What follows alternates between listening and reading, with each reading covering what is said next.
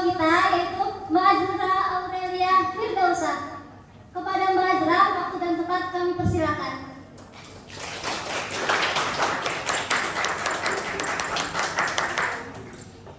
Silakan Mbak.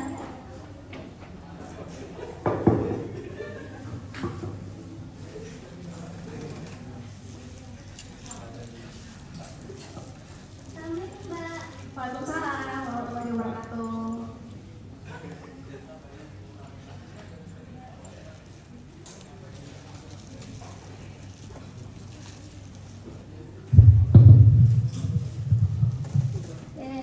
Bagaimana nih kabarnya Mbak hari ini?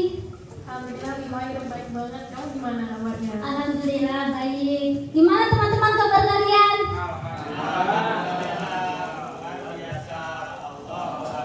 Insya Allah semangat sekali ya Mbak teman-teman kita. Buat kesibukan saat ini apa aja nih Mbak? Boleh diceritakan sedikit? Kalau kesibukan sekarang alhamdulillah kemarin bisa menghadapi fase-fase yang agak down. Aku belajar banyak tentang kehidupan ini, dari kesehatan mental, kesehatan jiwa, ilmu batin segala macam. Cuma bukan ilmu batin yang makan beli bukan ya, tapi kesehatan apa ya, spiritual kan gitu ya. Terus juga aku belajar tentang psikiatri segala macam. Jadi fase agak lama, terus tiba-tiba aku fokus skripsi gitu. Karena awalnya aku agak deg-degan dengan skripsi udah semester 10, jadi sekarang cuma pengen selesai aja sih dari S1 gitu.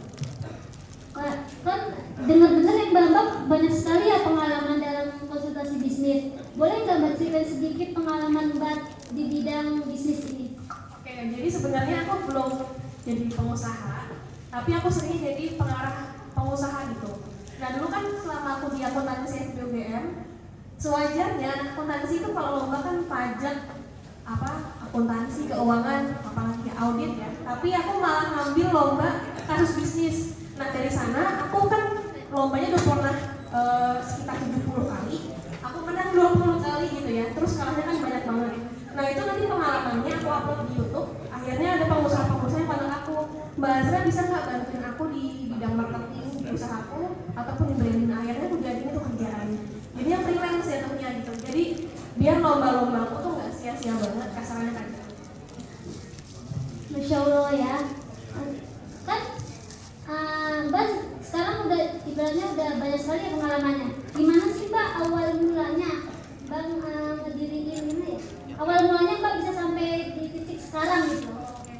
Dulu aku di kampus sukanya agak terlalu ambisius ya. Jadi aku tuh nganggep lomba tuh kayak tugas.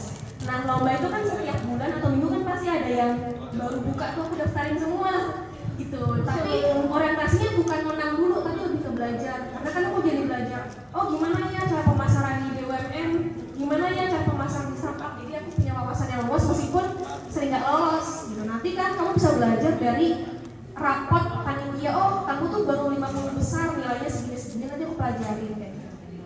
Masya Allah ya.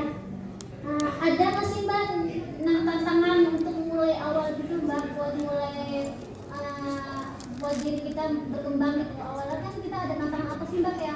Misalnya dari Mbak ya, aku nanti takut direndahin sama teman gitu. Kalau Mbak gimana tantangan awal mulanya? Dulu aku gak punya temen jadi aku dulu suka nyari jodohnya di Instagram, kayak taruh di story siapa nih yang mau team up sama aku tapi orientasinya gak menang gitu. Jadi aku nanti di slide pertama aku share posternya, nanti di slide kedua ayo siapa yang mau siapa cepat dia dapat gitu. Jadi awalnya aku kalau tim lomba gak pernah satu yang tetap, jadi selalu gonta-ganti, kadang sama anak pertanian, peternakan, filsafat, TI, Sama siapa aja? Iya, SMA cowok, ada kelas tinggi. Terus kayak aku orientasinya adalah, memang kan orang banyak yang nyebelin ya, mungkin karena males ataupun karena ngaret. Aku jadiin itu buat sarana pembelajaran. Oh kamu kuat nggak ngadepin dia secara mental gitu. Jadi nempa diri sendiri lah. Masya Allah. Wah, Masya Allah sekali ya Mbak. Sepertinya teman-teman juga udah gak sabar ya Mbak untuk mendengarkan materi dari Mbak.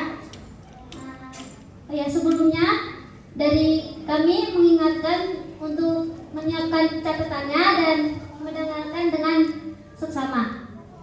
Langsung saja ya Mbak, kepada Mbak Azra kami persilakan. Oke, terima kasih ya. Oke teman-teman, bismillah aku bakal berdiri dan juga coba interaktif biar nggak satu arah aja. Salam kenal semuanya. Assalamualaikum warahmatullahi wabarakatuh.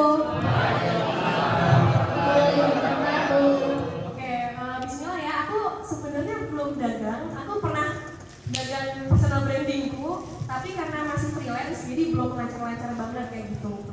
Nah sekarang kondisinya aku tuh lebih sering ngarahin pengusaha. Jadi aku kasarnya ngomong doang lah ya pengusaha. Cuma mereka ada feedback kayak, oh makasih ya mbak udah bisa ngeh sama kekurangan medsos saya, mbak bisa iklan yang pas buat saya. Jadi aku bisa ngarahin mereka. Gitu. Jadi di sini aku bakal ngajarin atau sharing pengalaman tentang energi positif.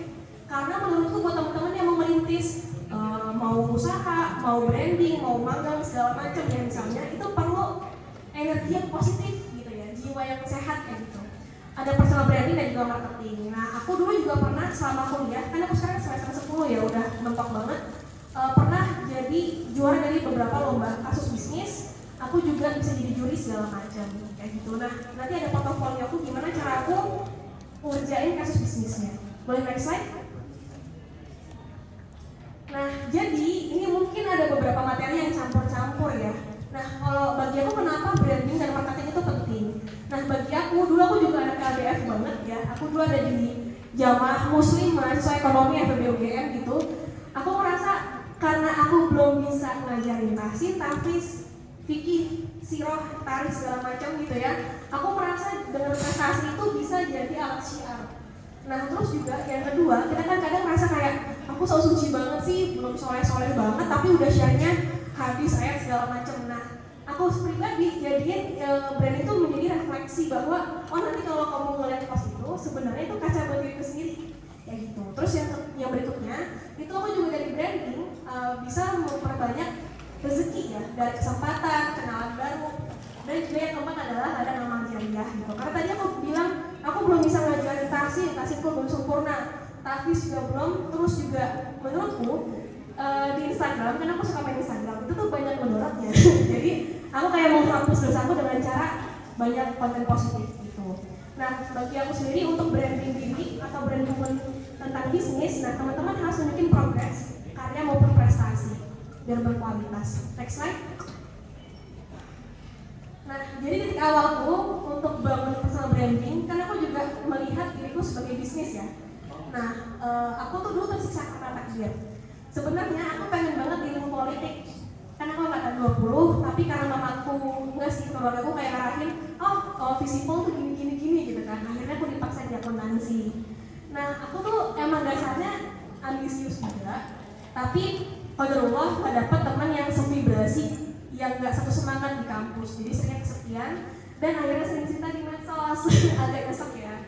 Nah terus aku udah salah jurusan dan IPK aku tuh 2,8. Apa yang Anda pikirkan kalau IPK Anda 2,8 wisuda gitu ya. Nah aku akhirnya pikir ya udah kalau realistis aja kalau 2,8 berarti kamu harus cari value lain. Akhirnya aku banyak lomba sejak semester 2 kayak gitu. Akhirnya aku ikut organisasi kayak kalian juga, ngincar posisi ketua aku sasar semua karena aku akademik itu tidak bisa diperjuangkan, aku sudah mentok. Akhirnya aku jadi media sosial, menjadi progres. Jadi aku jadi MC hari ini aku posting di Instagram, aku jadi operator aku posting, aku jadi staff marketing aku posting, segala macam aku posting kayak gitu. Nah kalau konteks bisnis teman-teman tuh bisa ceritain naik turunnya, kayak asal muasalnya, historinya, cerita di balik itu. Dan kuncinya adalah konsisten. Hari ini aku udah merintis dari SMA kelas 2. Total udah ada 700 post. Jadi yang bagi teman-teman yang kenal post bisa dilihat dari sekarang gitu ya, karena nggak ada yang tua kayak gitu. Next slide.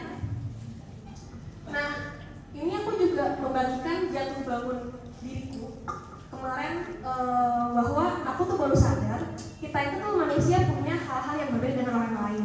Kita kan berkumpul dengan teman-teman yang sama kan kita. Kalau kita semangat, kita bakal semangat. Kalau kita main game, kita bakal main game. Nah, sama halnya kayak aku kemarin. Nah, kita harus tahu PR kita. Kita nggak bisa nyerah kayak misalnya, gua nggak dapat nilai bagus IPK-nya ataupun nggak laku-laku nih produknya. Jangan selalu nyalahin kondisi eksternal. Siapa tahu kita yang negatif kayak gitu. Nah, contoh nyata, aku selama semester 4-6 dengan kondisi, bukan aku sombong sih, CV itu udah ada isinya gitu ya. Aku tuh nggak pernah dapat magang yang bagus. Jadi nggak pernah 3 gaji terus jauh, orang-orangnya nggak jelas banget.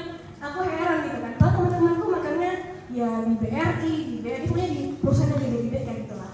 Nah konteksnya kalau di UNY kayak opsi magangnya tuh bagus-bagus, aku nggak pernah jodoh sama magangnya.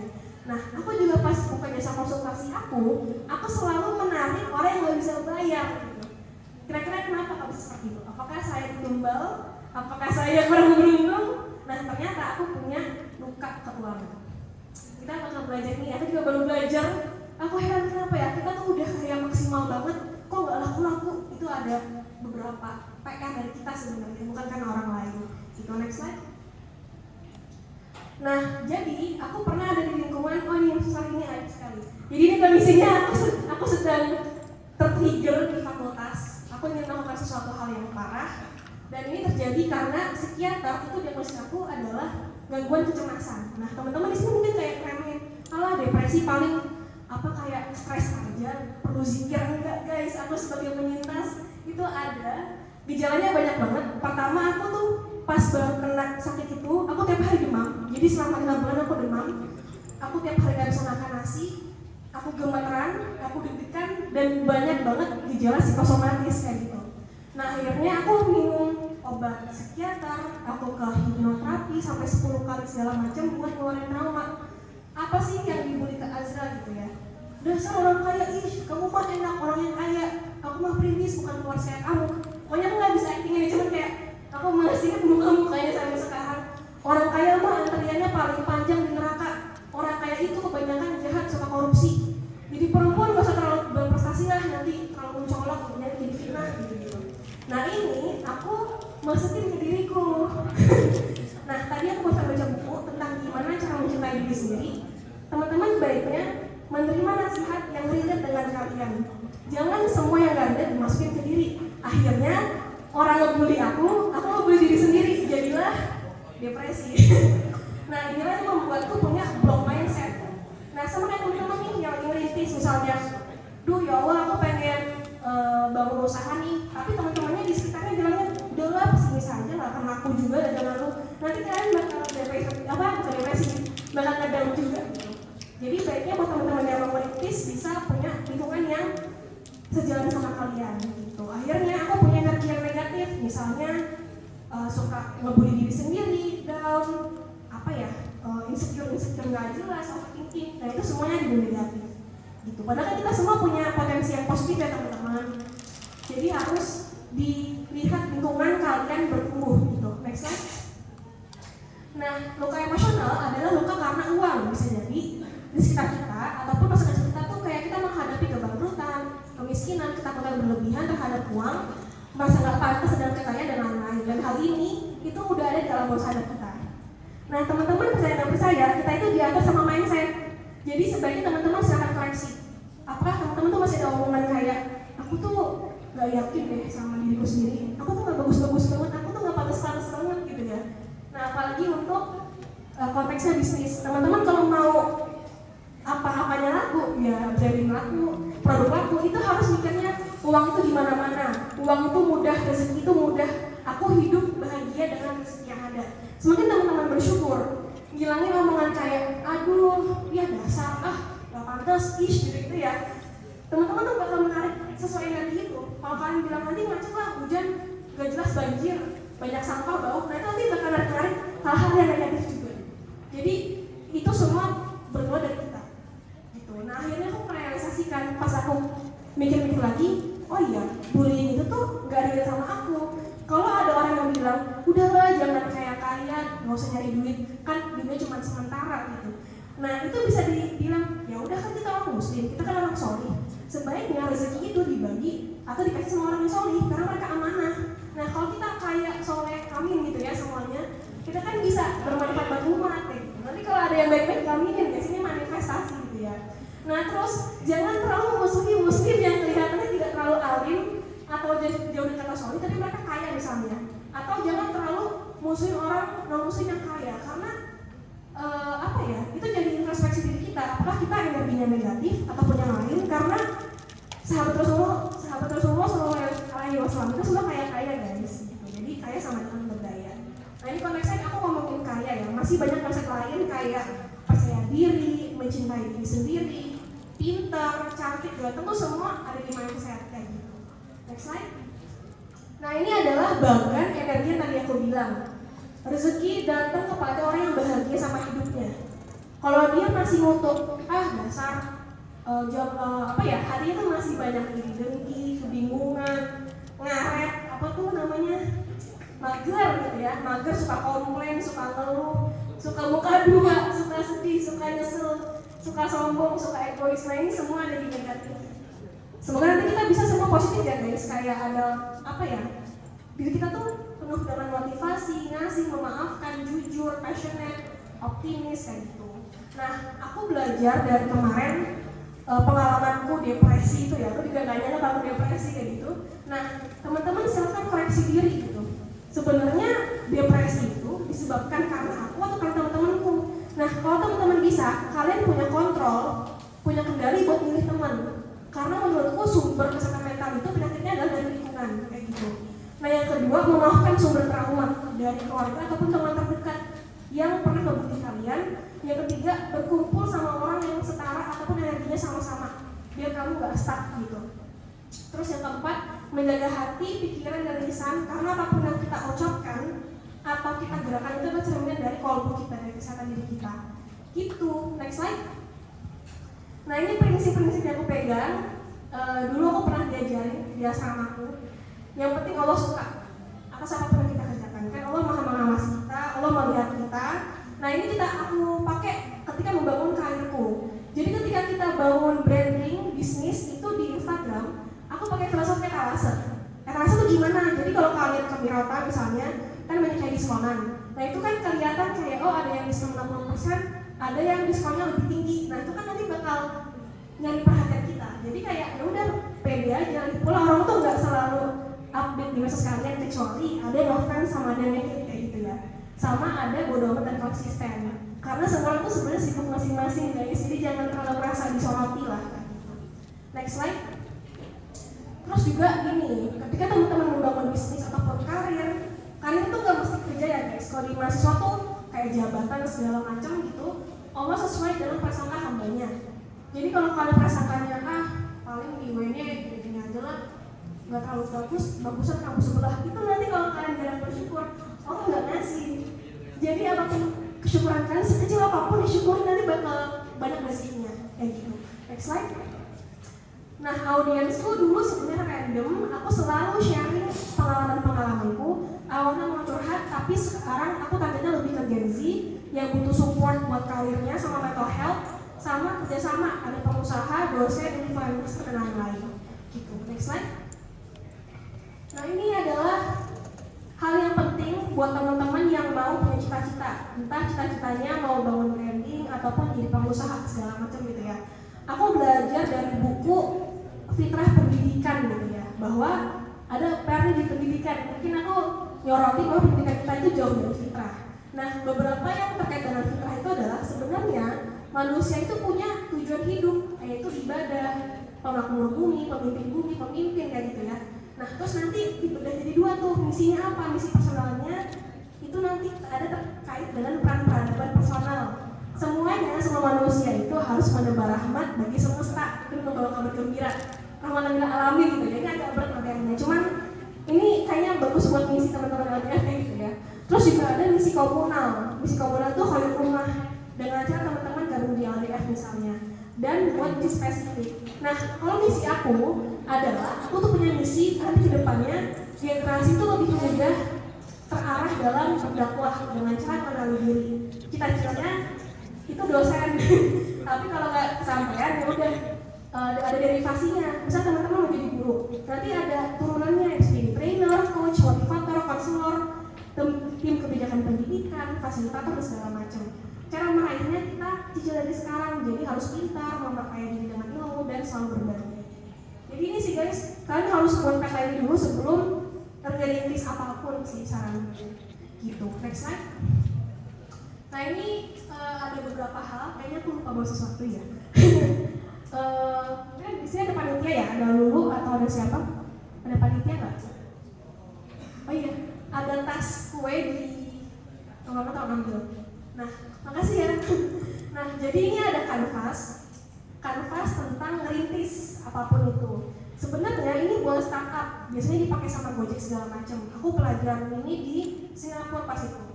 Nah, jadi buat teman-teman yang mau bangun usaha, teman-teman bisa kerjain yang sebelah kiri dulu, baru yang sebelah kanan. Nah, gimana caranya? Teman-teman ketika mau narik konsumen, narik kayak atau narik pelanggan segala macam gitu ya, teman-teman silakan pelajarin sebenarnya apa kesenangan yang konsumen inginkan. Kalau di Komexku, konsumen tuh pengen hal-hal yang motivasional, hal-hal yang out of the box. Jadi aku selalu buat konten-konten yang relate kayak gitu. Terus yang berikutnya, apa keresahan yang konsumen hadapi?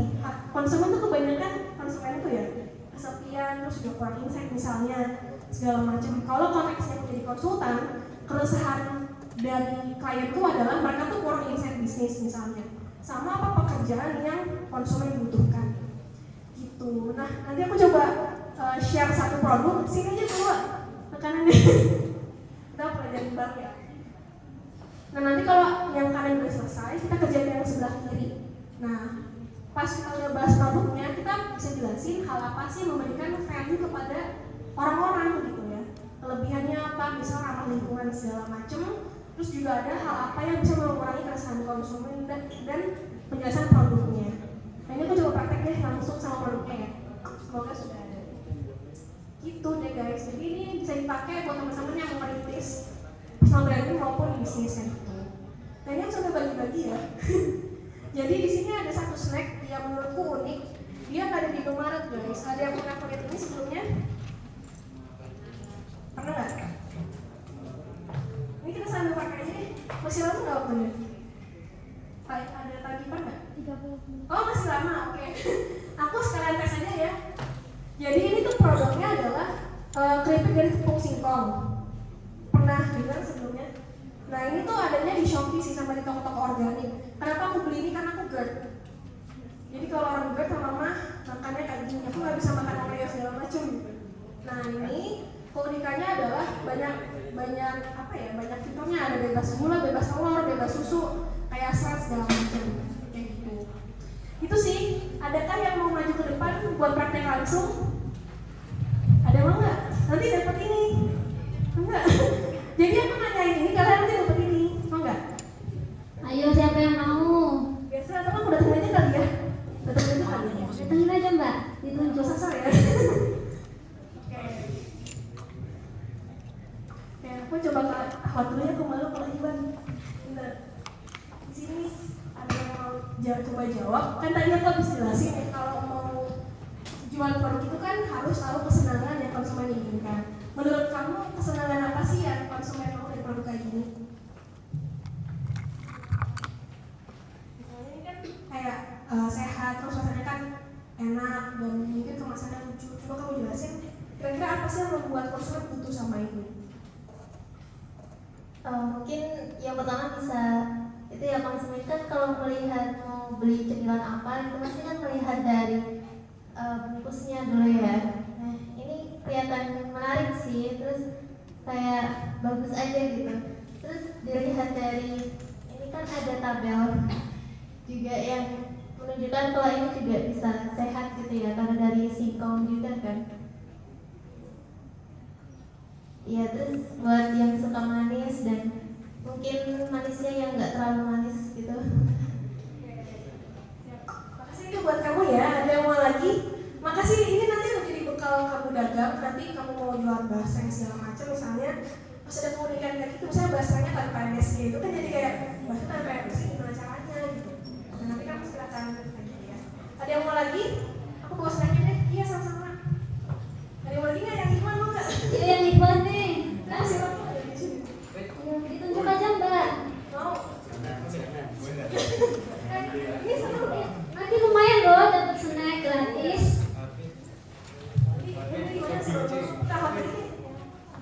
Berarti aku buat next questionnya, pertanyaan lanjutannya adalah keresahan yang konsumen hadapi. Konsumen itu kan resah ya, dia punya banyak keresahan. Kenapa kok? Apa ya? Bukan itu pertanyaannya. Apa keresahan yang membuat mereka itu pengen beli makanan sehat ini? Ada yang mau jawab? Mungkin kamu aja mbak, nggak apa? Enggak? Nah bener nih kolek, nggak apa? Kira-kira kan tadi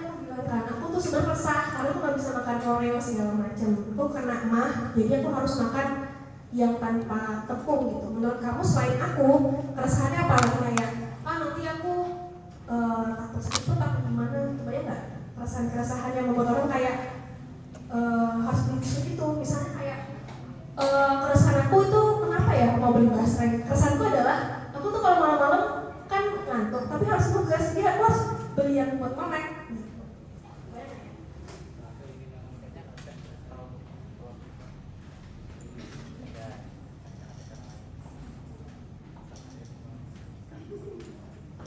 Mungkin ini kan termasuk makanan sehat yang memiliki banyak manfaat. Misal tadi banyak bilang karena banyak nggak bisa makan Oreo gitu kan. Nah ini kan termasuk snack sehat ya, nggak termasuk makanan kemasan atau gitu. Jadi mungkin ini bisa jadi solusi buat orang-orang yang memiliki sakit GERD gitu, buat bisa makan makanan yang berbentuk coklat kayak misalnya Oreo gitu. Ya, jadi aku pernah juga kayak datengin pameran sains gitu. Dia buat mie dari singkong tuh juga pernah, karena dia mensupport orang-orang yang diet gluten. Ada kan orang-orang yang sekali makan tepung dia langsung naik darah gitu ya, naik darah mau marah ya. Apa sih pokoknya gue langsung tinggi banget lah. Gitu deh. Ada yang mau lagi? Makasih ya. Pertanyaannya berarti pekerjaan konsumen yang harus dibantu. Ada yang mau jawab? Produknya enggak. Jadi ini kan kalau setiap produk teman-teman mikir nggak sih kalau beli Oreo tuh diperhatiin nggak bahan-bahannya? Diperhatiin ya, ada apa di Oreo kira-kira? Coklat sama gula yang tinggi. Nah, aku punya satu contekan. Kalau beli produk ini tuh ada pekerjaan konsumen yang dibantu, kira-kira kebayang nggak? Ada yang mau? Coba aja nih. Ada, aku kasih perkenalan siap dulu.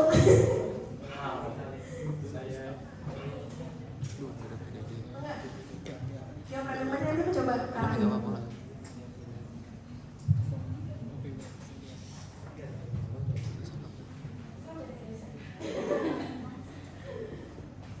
mungkin kan kalau ini dari snacknya yang kayak tadi yang Mbak pada bilang kayak desainnya kan udah menarik masanya, kemudian terdapat informasi mulai gizi juga di mana kita bisa melihat apa ya, kayak ada informasi tentang gulanya, sodiumnya, proteinnya yang baik. Kalau itu sama kayak apa sih? Kayak Oreo berarti. Kalau misalnya dibandingkan ini lebih sehat. Terus kalau Oreo itu ada bahan-bahan mungkin yang kurang sehat.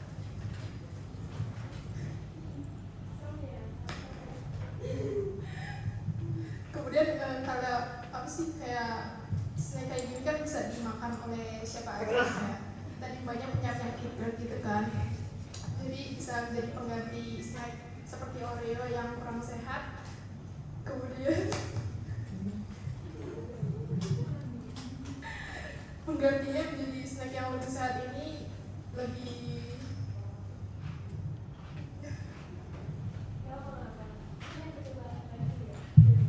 Jadi teman-teman nanti kalau misalnya mau bangun bisnis gitu ya, teman-teman tuh harus tahu keresahan kita.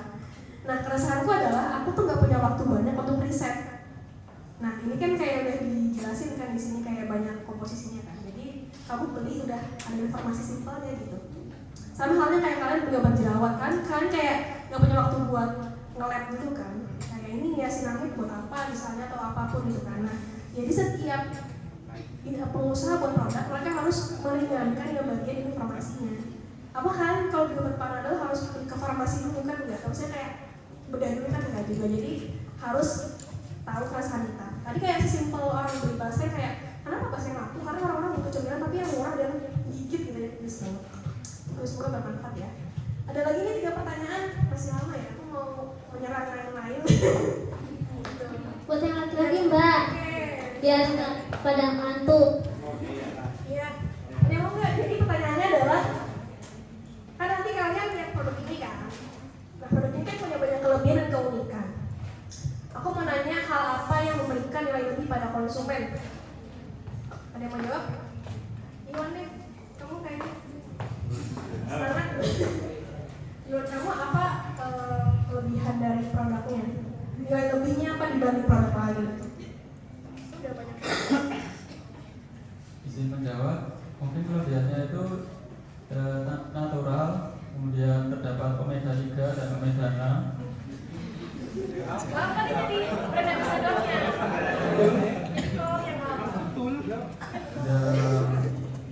Ada plant base-nya, tapi nggak tahu artinya. Dan apa lagi ya? Beratnya juga 65 gram sehingga cukup banyak. Oke, makasih ya, betul banget tadi nilai lebihnya karena memang banyak di pasaran ataupun di Indomaret tuh nggak banyak yang kayak gini. Jadi kelebihannya itu bisa dilihat dari plant base. Plant base itu artinya adalah yang warna hijau ini dia tuh full dari singkong, jadi nggak ada tepungnya, nggak tepung terigu kayak Oreo segala macam.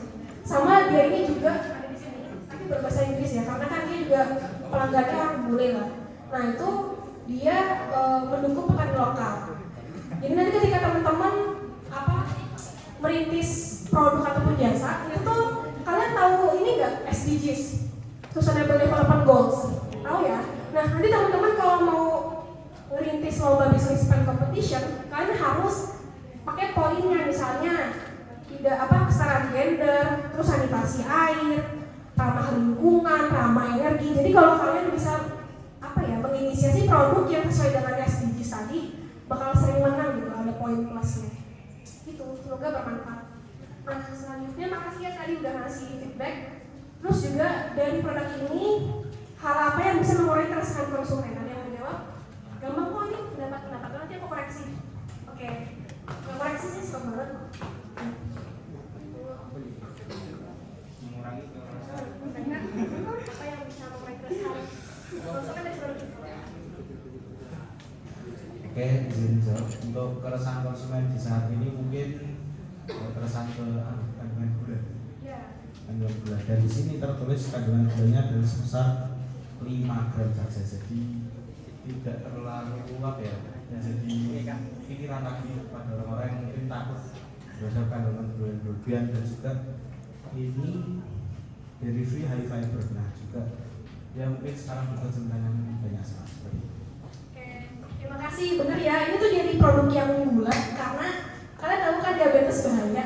Jadi kalau orang udah kena diabetes di usia muda nanti banyak komplikasinya ya. Ya komplikasinya bisa ke jantung segala macam. Jadi better memang kita nggak diabetes insya Allah. Nah kayaknya kalau untuk nomor terakhir nggak usah lah ya. Produk yang ditawarkan teman-teman tadi udah ngejelasin semua. Semoga bermanfaat, nanti ini di giveaway aja ya. Silakan nanti diambil aja. Nah itu boleh next slide. Nah ini ada marketing. Sebenarnya marketing ini gampang sih, soal bercerita doang gitu. Cuman aku tuh berdiri di sini tuh karena marketing juga, gitu ya.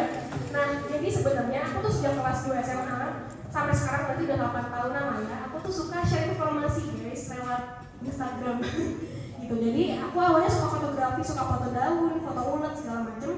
Cuman aku merasa kayaknya kalau foto doang kayak nggak ada ceritanya gitu ya. Nah akhirnya aku suka share yang bermanfaat. Aku juga pas SMP dulu pernah dimusuhin satu sekolah karena dulu aku suka sama Pak Anies. Jadi pas zaman-zaman Pilgub Jakarta, kan aku sekolah di tempat yang non muslim kayak gitu. Nah mereka tuh semua Ahokers gitu, suka Ahok. Aku di Instagram selalu ngomong I love Pak Anies segala macam. Akhirnya aku diajak ke sekolah. Akhirnya aku mikir, oh ya deh berarti next time aku nggak mau update soal politik kayak gitu. Akhirnya aku suka cerita tentang apa yang menjadi bahan refleksiku di Instagram. Kayak gitu, selama batas privasinya kuat. Jadi kayak aku juga hari ini tuh berdiri di sini karena suka cerita juga, kayak aku cerita, oh hari ini aku bantu klien X, akhirnya tadi habis itu udah maaf misalnya gitu. Next slide. Nah di sini juga ada S gitu ya. Bagaimana cara orang itu bertanya sama kita? Nah kita harus memperbanyak berbagi di Instagram supaya orang jadi kayak suka ngobrol sama kita. Selanjutnya gitu ya, gimana cara orang mau kerja sama kita. Dan teman-teman harus jadiin medsos tuh portofolio. Kalau konteksnya bisnis berarti ya teman-teman harus ceritain jatuh bangunnya segala macam kayak gitu dengan apa adanya. Terus juga terakhir adalah advocate, bagaimana cara untuk mengenalkan kita ke orang lain. Itu sering konsisten unggah progres aja sih. Next slide. Nah ini portofolioku, karena personal branding tadi aku punya 10 profesi tambahan yang sangat baru. punya banyak kerjaan baru nih gitu ya, misalnya kayak juri, mentor lomba, pembicara, MC, moderator, content creator, call, reviewer, segala macam. Dan ini terjadi karena teman-teman suka update progress. Nah ini adalah CV kecilku. Nah kalau aku cara masarin diri ke pengusaha adalah aku nge-print ini sebagai flyer ukuran kecil, aku bagi-bagiin setiap ada seminar pengusaha. Gitu deh guys. Jadi aku nggak pakai CV digital, tapi aku pakai brosur untuk memasarkan diriku. Kayak gitu. Aku nggak bawa brosurnya ya, tapi aku di usia sekarang udah punya kartu nama sama brosur juga. Gitu. Next slide. Nah ini ada portofolio juga, teman-teman nanti bisa akses di YouTube. Aku jelasin gimana cara aku bekerja sebagai konsultan di Instagram, Live, sama juga ada CV. Itu deh, mungkin kita lebih berdiskusinya kali ya. Biar seru, karena ini semua serba praktek dan serba berproses ya. Sekian dari aku, terima kasih. Wassalamualaikum warahmatullahi wabarakatuh.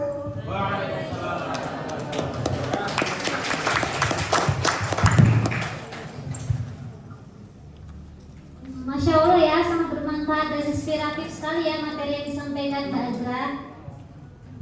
Baik, saya ucapkan terima kasih kepada Mbak Azra atas penyampaian materinya.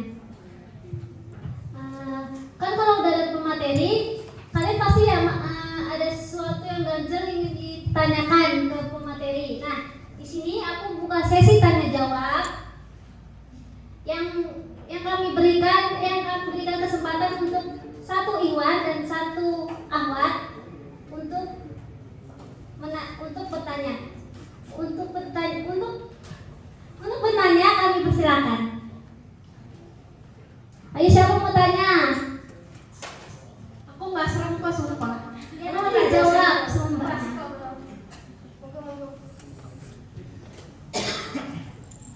Bisa apa aja ini karena nggak cuma bisnis doang, bisa bahas karir mahasiswa segala macam. Tapi kalau in case bisnis aku bisa bantu kalian juga untuk promosi. Gitu.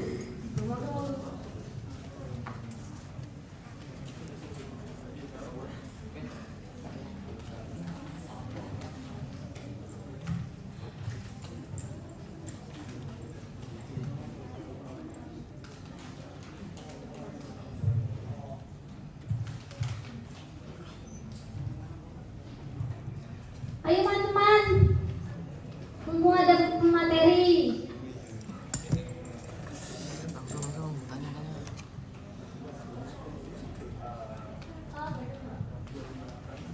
Baik, silakan memperkenalkan diri terlebih dahulu.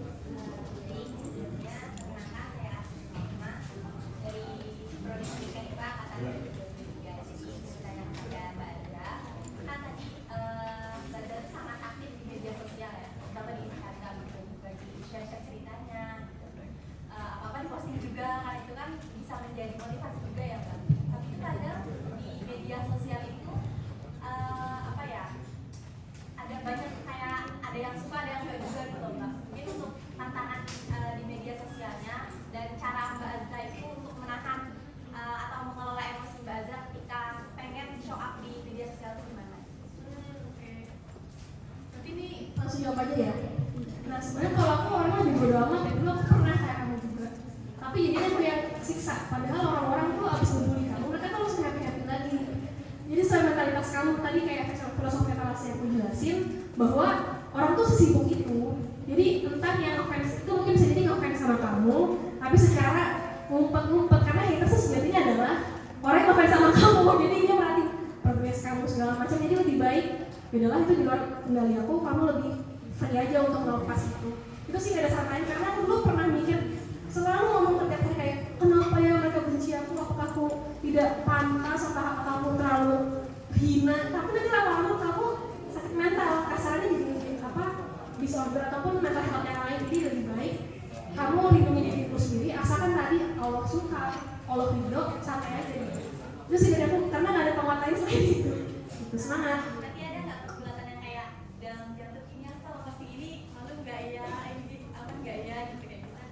Kamu perhatiin nggak kalau orang nggak slide kamu? Mereka tuh cepet banget mau nge-slide-nya, slide. Jadi kayak orang tuh kayak nggak ngeliat ini siapa ya, atau nggak sejam di foto kamu kayak ini siapa ya gitu. Itu nggak, kecuali ngefans sama kamu itu beda lagi. Kalau aku kayak mikir, aku perhatiin setiap orang nge-swipe story WA, mereka tuh nggak sampai 5 detik. Jadi kamu tuh semudah itu untuk dilupakan. enggak bermanfaat, jadi lebih bodo amat aja. Karena nanti kalau cewek ya khususnya gampang banget, padahal tuh mereka nggak sebesar itu dapat kita.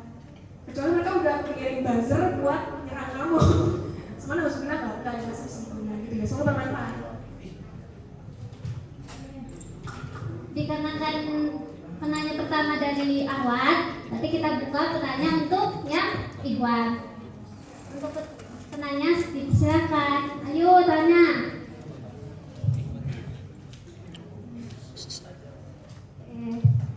Baik, silakan perkenalkan diri terlebih dahulu. Ini perkenalan diri, saya Ahmad dari BK. Ingin bertanya untuk mungkin lanjutan dari tadi ya.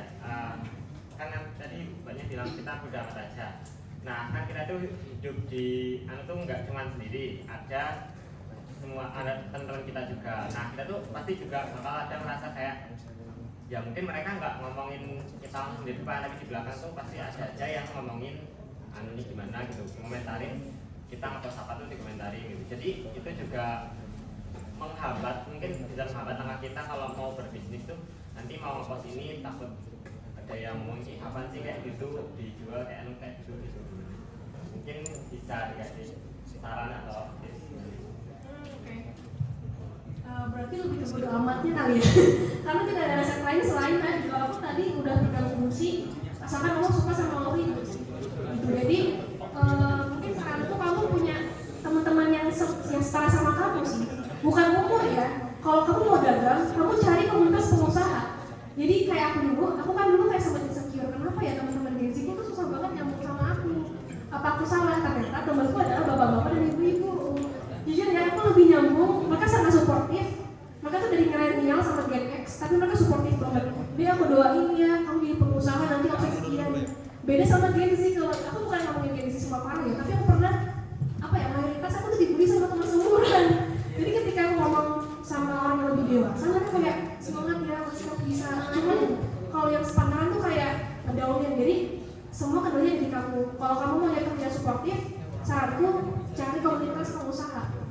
Misalnya ya, semoga membantu. Karena aku dulu menerima sama orang, aku dulu kayak ngajain, nggak apa-apa deh, aku memalsukan diri atau kayak mengecilkan diri, pura-pura nggak ngomong, pura-pura benci jadi pengusaha, jadinya kayak pakai topeng ya ke diri sendiri. Itu gak enak, lama-lama sakit mental ujung-ujungnya. Nah, jangan kayak aku, jadi sebisa mungkin kamu pilih temanmu. Kamu punya hak buat pilih teman, lingkungan, terus mungkin mau ngasih feedback. Karena dulu aku nerima semuanya, nerima bulian, aku terima semua, aku minum kayak pil obat gitu kan, waduh ini bahaya. Tapi ternyata pas aku udah agak sembuh, aku ketemuan sama ibu-ibu umur 35, disupport banget. Tapi temanku kayak, beda 20 tahun gitu kan, jadi malah nih ibu-ibu ibu bapak ya Pak. Iya, jadi jangan terbatas temenan sama Gen Z aja. Aku juga punya saran buat teman-teman yang mau berkembang, carilah orang yang beda umur, berteman sama orang yang beda background, nanti biar pikirannya nggak di sana-sana aja gitu. Aku dulu sempat mikir, dunia ini menyeramkan, ternyata pas menyeramkan banyak kalian misalnya gitu. Tapi ternyata pas ketemuan sama orang-orang yang udah gede, pengusaha segala macam, udah mbak, tipis aja rezeki itu di mana aja tuh kayak, nggak seram ya. Gitu. Udah ada masukan motivasi lain gitu ya Mbak. Wawasannya lebih luas dan lagi-lagi kontrol media sosial Anda, karena media sosial kamu tuh sumber ketakutan pertama. Gitu sih. Semangat guys.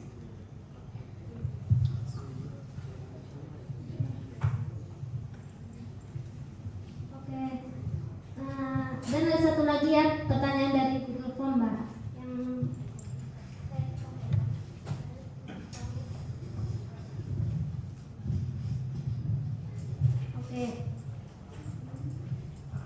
Oke Mbak. Oke. Bagaimana cara memulai dalam mengelola untuk teknik marketing suatu produk, terutama produk yang sudah banyak diproduksi oleh banyak orang? Itu kayak contohnya kan tadi kan tuh produknya langka ya Mbak. Kalau misalnya kita pengen ngejualin itu produk yang sudah sering gitu, kayak misalnya contohnya risol, risol banyak ya Mbak yang jual. Gimana sih Mbak cara kita buat buat mengelola teknik marketingnya itu gitu? Kalau selama ini aku bantu orang-orang yang punya dagangan mirip juga.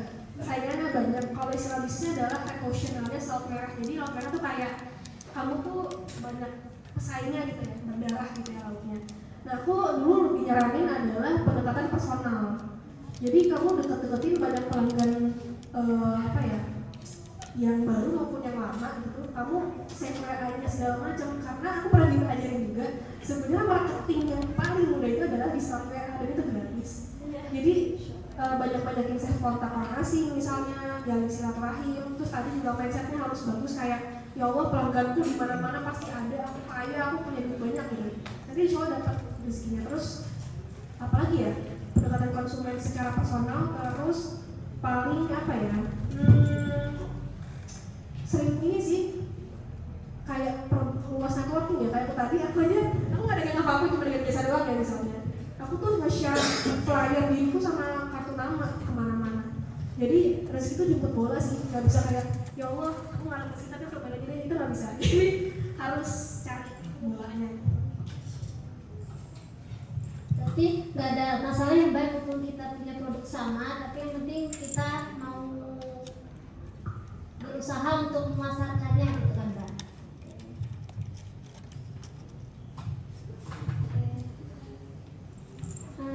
Dikarenakan 3 pertanyaan udah terjawab.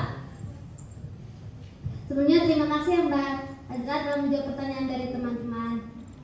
Nah selanjutnya saya akan baca kesimpulan pada pemateri kedua hari ini.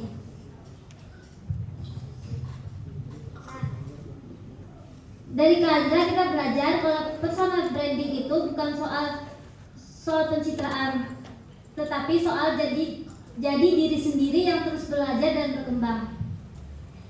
Nah, media sosial juga bisa jadi tempat untuk berbagi dalam hal kebaikan, bukan cuma buat hal-hal yang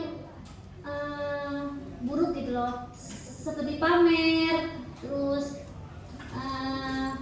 menghina satu sama lain gitu loh.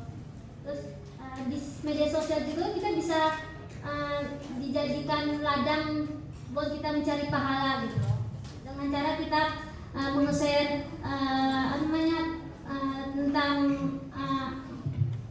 nasihat-nasihat agama gitu loh, motivasi. Itu kesimpulan yang bisa saya sampaikan.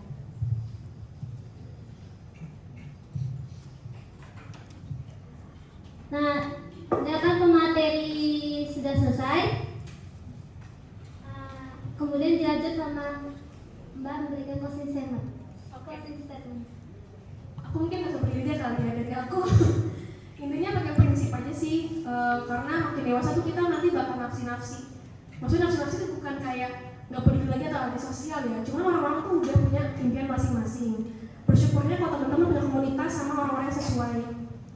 Dari pengalamanku lebih sering mengenal diri, jangan terlalu FOMO alias kayak ini trennya ini aku ikutan, tapi kan orientasi yang jelas itu nanti jadi gampang stres. Terus love yourself, cinta dengan diri sendiri itu tuh akar dari sebenarnya, bukan kita kayak kan harus cinta Allah dulu.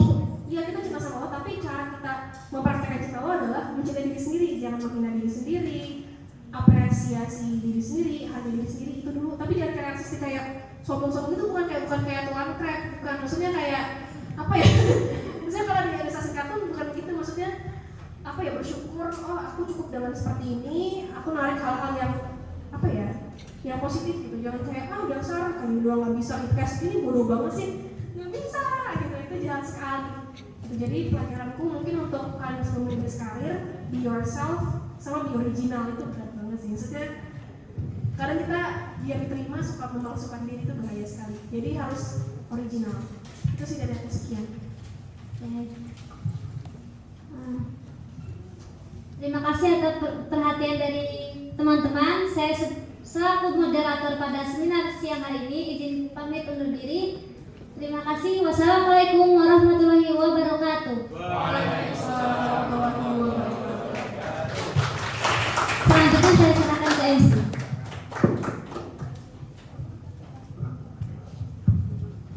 Masya Allah, seru dan bermanfaat sekali ya pemaparan materi kedua tadi. Kami ucapkan jazakumullah khairan kepada Ukhtina Sarah selaku moderator dan kepada Mbak Azra atas penyampaian materinya yang sangat bermanfaat.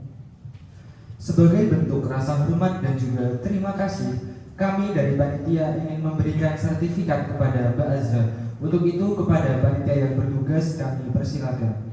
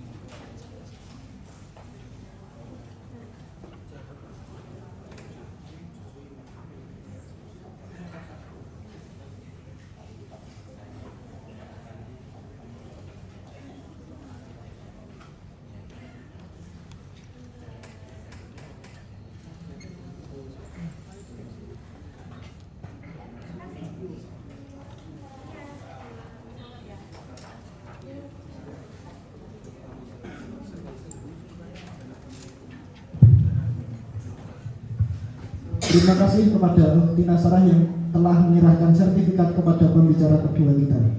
Kepada Ukhti Nasrah dan Mbak Azra dipersilahkan meninggalkan forum jika mempunyai urusan yang lain.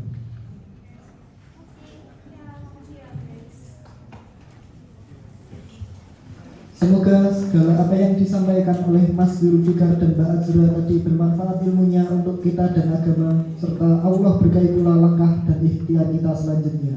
Amin.